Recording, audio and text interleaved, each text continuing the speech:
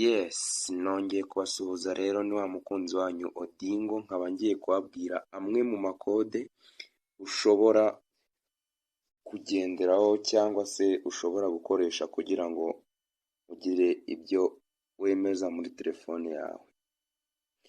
Kode ya mbere, dufite kode iforomata telefone.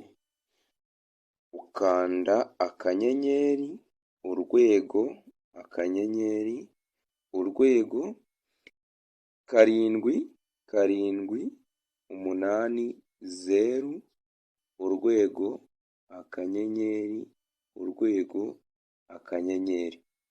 Abo ni abantu bakoresha smartphone.